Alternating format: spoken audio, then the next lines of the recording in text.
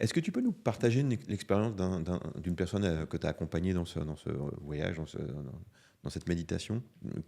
Les effets, les bienfaits?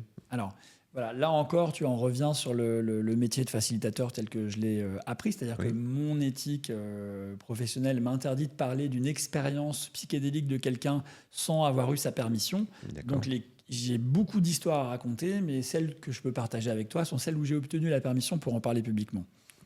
Encore. Donc, déjà, ça pose le cadre. Bah, écoute, merci. Ouais. Donc, il y en a une qui me vient, qui est, je trouve vraiment intéressante, et c'est peut-être un peu dérangeante aussi pour certaines personnes. Il s'agit d'un homme de 68 ans qui, après 23 ans de thérapie, est pas venu au bout du truc et sent toujours un mal-être. Voilà, il a pu remonter en thérapie en travaillant avec différentes approches jusqu'à une forme d'état de sidération originelle, mais dont il n'arrive pas à se défaire, ni qu'il n'arrive pas vraiment à nommer, et finalement, c'est jamais vraiment complètement parti.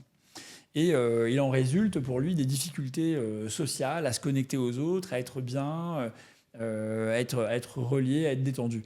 Et donc il s'intéresse aux thérapies psychédéliques. Il a connu au travers des livres de Stéphane Alix, qui est quelqu'un qui en a parlé aussi.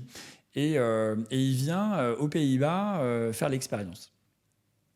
Et en fait, il a vécu quelque chose que personnellement, j'avais jamais vu avant, parce que j'ai pas non plus des dizaines Oui, d'années oui. d'expérience là. Il a vécu une renaissance, mais littéralement. C'est-à-dire que c'est comme si il était de nouveau sorti, tu vois, physiquement du ventre de sa mère.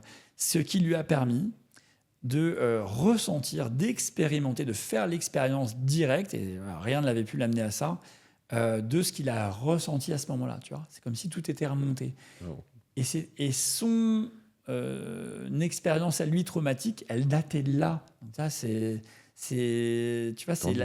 on est avant, enfin, c'est dans la précognition. Enfin, il a pas 3 ans, Ouais, il peut c'est pas à s'en la souvenir, naissance, il peut pas. Ouais. trauma, tu vois, de naissance, quoi. Voilà. Et donc, il a réalisé, pour dire ça comme ça, parce que les mots sont jamais assez bons pour résumer une expérience de cette intensité-là, mais il a réalisé qu'en fait, il avait comme détruit sa mère, tu vois, en sortant, et qu'il avait porté cette culpabilité tout le temps. Et une façon de voir que cette expérience a pu lui être bénéfique ou pas, c'est qu'il est libéré maintenant. Tu vois, cet homme-là, il se sent beaucoup mieux, ça va beaucoup mieux en société. Il s'est vraiment défait d'un poids, c'est à dénouer un nœud qui était là, et il n'avait vraiment pas réussi à le faire autrement qu'avec cette expérience-là.